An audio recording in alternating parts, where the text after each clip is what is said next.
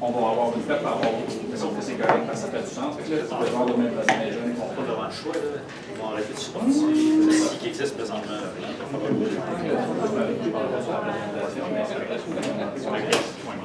En fait, je voulais ça.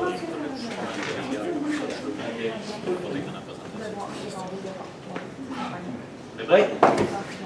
Fantastique. Bonjour, je m'appelle Gilbert Lesparent. Je suis un directeur adjoint au sein de la fonction publique au ministère de la Défense nationale. Et puis, ça me fait plaisir d'être ici aujourd'hui. Je vais prendre une approche très collégiale. Je vous véhicule de l'information. Vous avez des questions à n'importe quel moment donné. Vous attendez pas, vous levez la main, vous dites « Hey, c'est pas clair, j'aimerais mieux savoir ». Mon plan, c'est que lorsqu'on a terminé, vous avez une meilleure idée de ce que c'est SIGRD. Et puis, vous allez avoir une meilleure idée de où est-ce que vous êtes en mesure de probablement fitter dans l'organisation, puis comment est-ce que vous êtes en mesure d'aider cette chose-là.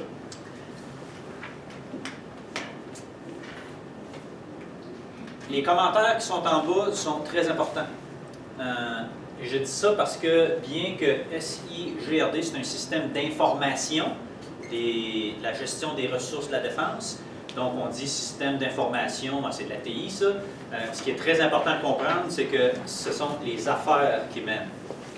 Ce n'est pas les gens de TI qui arrivent avec un outil et qui imposent quelque chose sur les affaires, c'est les affaires qui disent « Voici qu'est-ce que j'ai besoin qu'il soit accompli. S'il vous plaît, aidez-moi à ce que je puisse conduire mes affaires de façon intelligente. »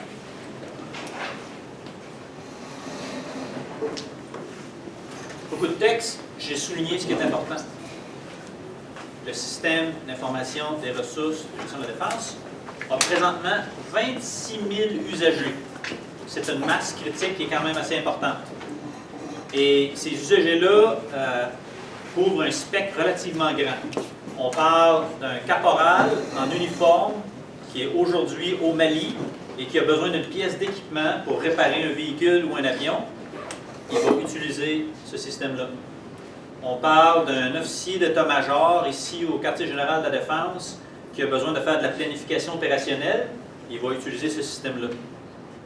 Le système est aussi utilisé pour fournir des rapports au gouvernement, que ce soit au Conseil du Trésor ou au bureau du Premier ministre, sur des grandes questions de la défense nationale. Vous avez beaucoup d'équipements. Ça vaut combien présentement? Ça semble simple, mais il y a beaucoup d'équipements. C'est le système qui est utilisé pour répondre à ces questions-là. L'outil SIGRD est basé sur SAP. Je le dis en français, mais c'est SAP. C'est un outil qui a été créé en Allemagne, qui a présentement une représentation internationale. Il y a beaucoup de grosses compagnies qui l'utilisent. C'est le produit qu'on utilise. Ce que ça fait présentement, SIGRD, ça gère toutes les finances de la Défense nationale.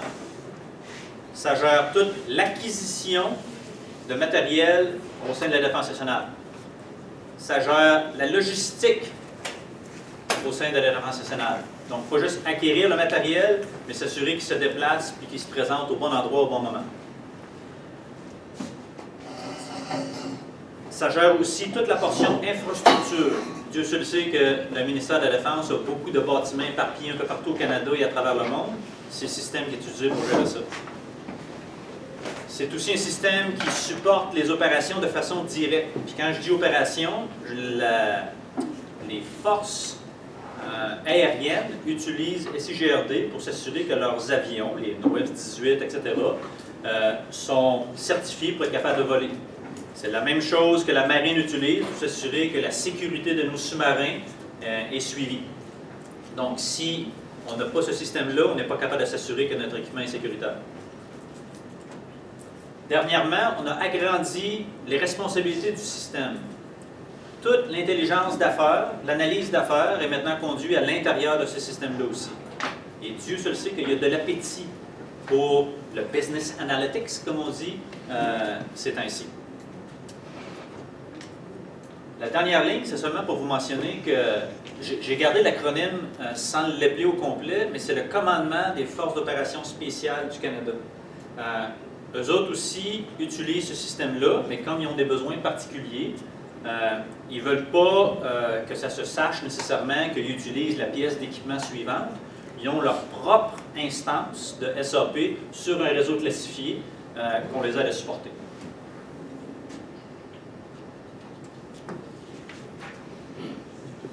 Qu'est-ce que ça avait de l'air avant? Il y avait des outils qui étaient utilisés strictement pour les finances et qui n'étaient connectés à absolument rien d'autre. Il y a des outils qui étaient utilisés pour faire du génie de l'entretien, de l'approvisionnement, des ressources humaines. C'était tous des outils séparés qui ne se parlaient pas. Par contre, pour rouler nos affaires, on a besoin d'utiliser tous ces outils-là. Pas facile, beaucoup d'erreurs entre les systèmes. Qu'est-ce qui s'est passé? La décision a été prise d'amalgamer tous ces systèmes-là. Vous allez remarquer que la gestion des ressources humaines demeure encore un système séparé qui utilise PeopleSoft. Par contre, tout le reste est tout géré à travers SAP avec notre système. Ça a grandement facilité l'intégration. On est capable de faire beaucoup plus de cette façon-là. Mais j'ai dit, jusqu'à aujourd'hui, ce n'est pas tout à fait le cas. Aujourd'hui, ça ressemble un petit peu plus à ça. J'ai délibérément gardé cette slide-là en anglais. Vous allez remarquer que, juste pour vous donner une chance de mieux comprendre les acronymes, il apparaît dans les slides avant, il y a beaucoup de joueurs. Donc, chacune des colonnes, c'est les services que je vous ai déjà mentionnés. Vous allez remarquer dans le cercle en haut, ça c'est l'entité qui est responsable des processus d'affaires pour cette colonne-là. C'est eux autres qui déterminent, voici comment on va gérer l'infrastructure au sein de la défense. Voici comment on va gérer l'acquisition de matériel. Par-dessus ces cercles-là, vous voyez d'autres organisations. Le ministère de la Défense ne décide pas nécessairement de façon unilatérale comment ils vont faire leur business. Le Conseil du Trésor va dire, si vous gérez des finances, vous allez les gérer au moins de la manière suivante, en respectant les standards suivants. OK, on peut en rajouter, mais il faut au moins respecter cette base-là. C'est la même chose avec des organisations comme PSPC qui vont nous dicter, voici comment est-ce que vous allez faire l'acquisition. Vous allez utiliser des processus compétitifs. Vous allez remarquer que sur le côté ici, le ministère de la Défense a aussi fait l'acquisition d'outils spécifiques pour faire de l'intelligence d'affaires. Ça permet, entre autres, d'aller chercher toutes les données qui existent présentement dans notre système et d'aller chercher des données ailleurs, comme dans le système de ressources humaines ou dans d'autres systèmes complètement séparés, puis de les amener ensemble pour être capable de faire des rapports qui répondent à des questions relativement complexes. Il y a combien de gens qui sont requis? Est-ce que j'ai assez de gens pour conduire tous les chars d'assaut que j'ai? Bonne question. J'ai combien de chars d'assaut? Ce système-là va me le dire. J'ai combien de gens qui sont qualifiés pour conduire les chars d'assaut? C'est le système de ressources humaines qui va me le dire. Je mets les deux ensemble et je suis en mesure de dire que oui, j'ai suffisamment de gens qualifiés pour conduire le char d'assaut ou non, j'en ai pas assez. Ça ne vaut peut-être pas la peine d'acheter un autre 10 chars d'assaut, j'ai pas assez de gens pour les conduire présentement. Donc ça a une puissance quand même relativement grande.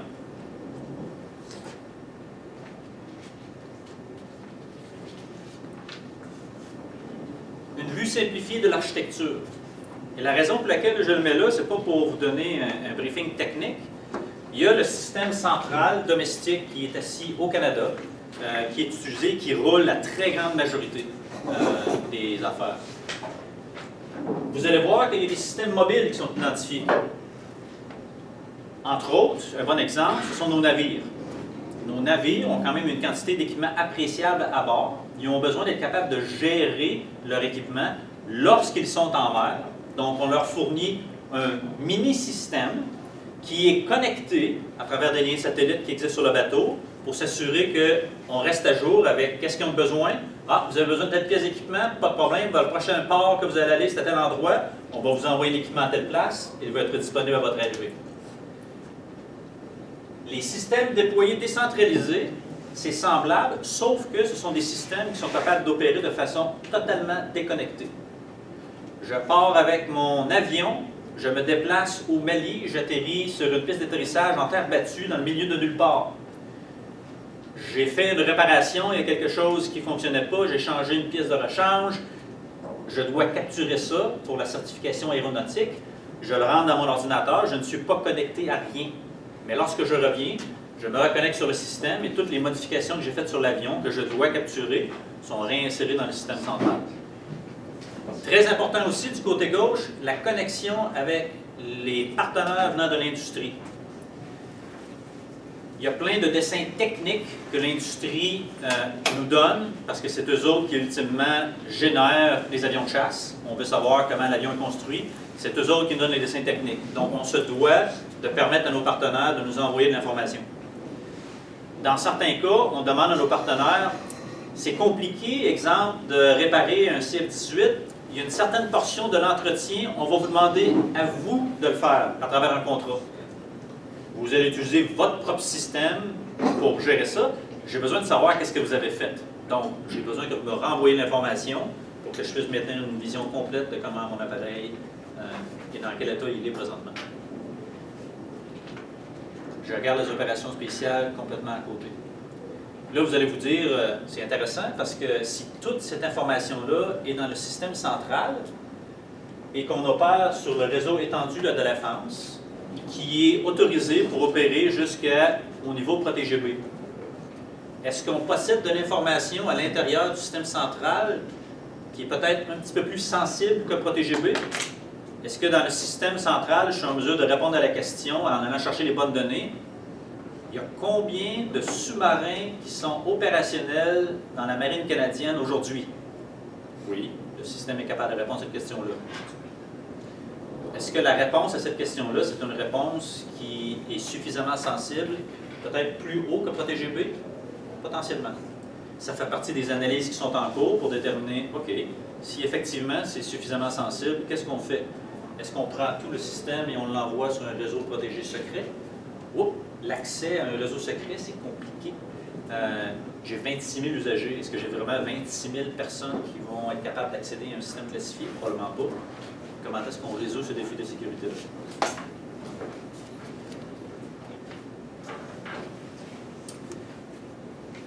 L'équipe, quand je dis DSGIRD, c'est le directorat. C'est pas gros, c'est une grosse machine, mais l'année passée, il y avait à peu près 120 personnes. Cette année, on est rendu 142, une quinzaine d'étudiants, 94 contracteurs pour nous aider à maintenir le système et à s'assurer qu'il progresse pour combler les besoins d'affaires. Clairement, la demande, présentement, est beaucoup plus grande que la capacité qu'on possède présentement. Et ça, c'est quelque chose qui est important pour vous. Parce que ce que ça veut dire, c'est qu'on est dans le processus présentement de créer 112 positions supplémentaires pour nous aider à avoir une masse critique d'individus qui est plus grande pour répondre aux besoins. Je vais être honnête avec vous, est-ce qu'il y a 112 positions qui vont être dotées dans les prochains 6 mois? Non. Est-ce qu'il y a des nouvelles positions qui vont avoir besoin d'être dotées au cours des 2-3 prochaines années? Absolument. Est-ce que l'approche présentement, c'est d'aller engager des individus qui ont déjà beaucoup d'expérience que je vais pouvoir utiliser probablement pour 5-10 ans maximum, mais ils vont prendre leur retraite? Non. L'investissement est volontairement dirigé vers des individus qui quittent l'université, qui sont relativement jeunes, de façon à ce que lorsqu'ils s'insèrent dans l'organisation, ils ont la capacité de pouvoir progresser. De quel type d'individu est-ce qu'on a besoin? Programmeur analyste, vous avez une petite liste qui est là. Je suis conscient que la majorité d'entre vous dans la salle ne travaillent pas nécessairement du côté technique, TI, etc., ou peut-être un peu plus du côté gestionnaire de projet. Lorsque je dis spécialiste fonctionnel, l'organisation est séparée en 3 grandes classes. On a un support administratif qui est associé sur le côté, mais en 3 grandes classes. Il y a à peu près le tiers de l'organisation qui est associé à le côté technique. Fait que ça, c'est ceux qui s'occupent des serveurs, des connexions, les programmeurs analystes, le codage. il y a facilement un autre tiers qui sont associés au côté fonctionnel. Et là, ça commence à être intéressant. Le côté fonctionnel, j'expliquerai ça par, ce sont ceux qui font la traduction entre ce que le client désire. J'aimerais ça être capable de faire la chose suivante. OK, basé sur ce que vous me dites, voici comment est-ce que le système pourrait potentiellement être modifié pour permettre de répondre à votre besoin. Donc, ça prend une personne qui comprend bien les processus d'affaires et aussi une personne qui a une certaine connaissance du système pour faire le lien entre les deux. Ce sont des individus qui sont absolument critiques. Sinon, on laisse des gens purement TI, lousses, à créer des solutions qui ne répondront probablement pas au processus d'affaires. Et ça, on veut éviter ça. Donc, on investit à peu près le tiers de notre organisation du côté fonctionnel.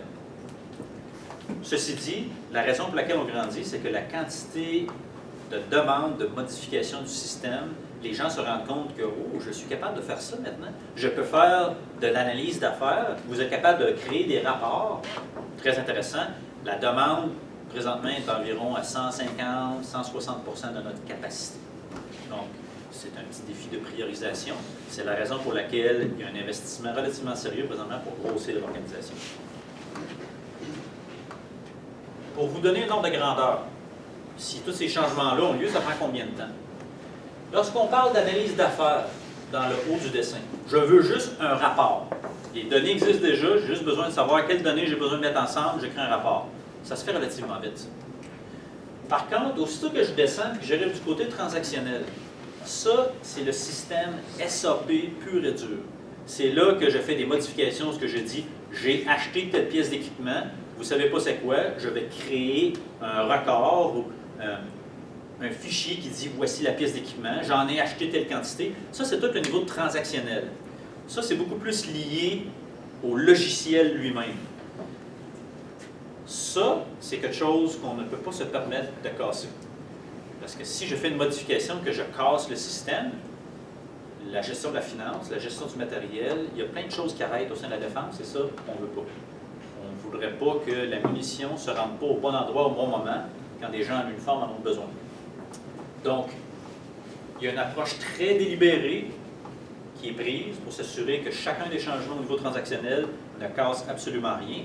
Et ça peut prendre jusqu'à un ordre de grandeur d'environ 1 an pour insérer des changements comme ça. Ça fait partie des meilleures pratiques de l'industrie de suivre un processus très délibéré. Est-ce qu'on est capable de l'accélérer pour diminuer cette quantité de temps-là? Oui. Ça implique qu'on a besoin de plus de puissance dans la machine, plus de gens pour être capable d'accomplir plus rapidement.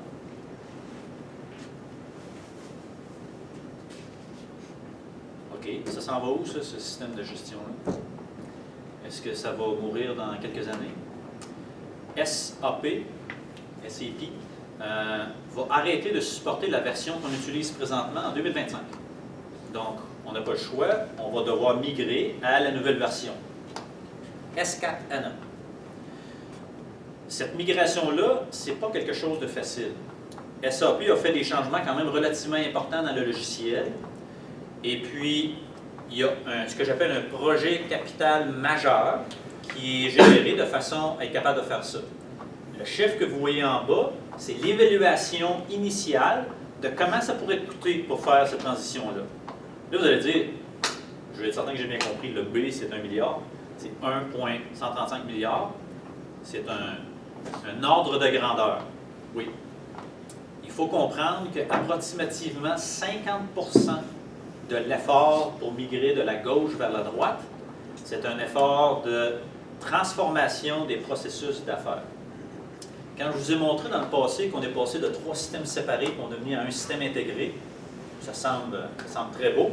Le petit défi, c'est que la business à ce moment-là a dit « Je ne suis pas très intéressé à changer mes processus d'affaires. » Fait que vous, les gens de TI, vous allez modifier votre outil pour que ça supporte les processus d'affaires que j'ai aujourd'hui. OK, on est capable de faire ça. Donc, on a fait une quantité d'adaptation de code qui est quand même relativement grande. Et ça, ça génère un certain impact.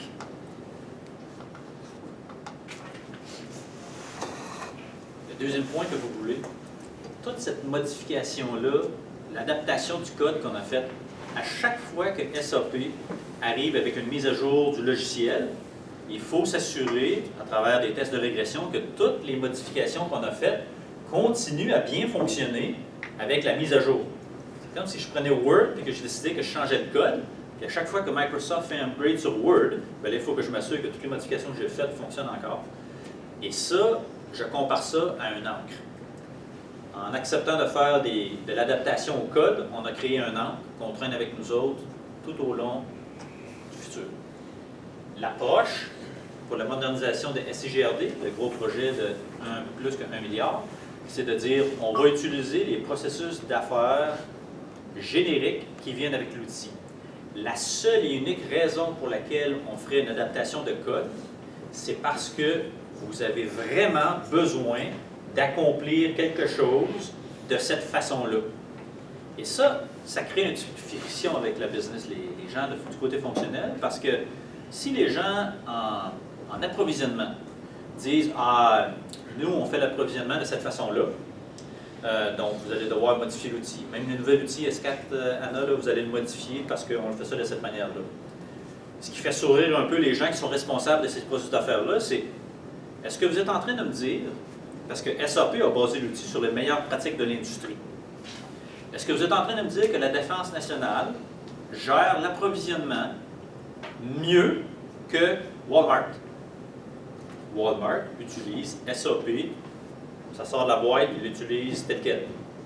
Mais nous autres, on est spécial à la défense, j'ai un processus d'affaires particulier, il va falloir que tu fasses une modification du code. C'est possible, mais il faut que ce soit vraiment quelque chose qui est spécifique à la défense, pour lequel SAP n'a pas créé une solution, contrairement à, ben, je sais que Walmart le font comme ça, mais on pense toujours que c'est mieux de même. Sérieusement, vous gérez des entrepôts mieux que Walmart. Mais un doute. Des défis de gouvernance. Quand je vous dis qu'on était à 150, 160% surchargé, comment est-ce qu'on fait la priorisation de tout ça? Comment est-ce qu'on gère les conflits où ce que non, mon petit projet est plus important que le sien, c'est le mien qui va en avant. C'est un bon petit défi à avoir.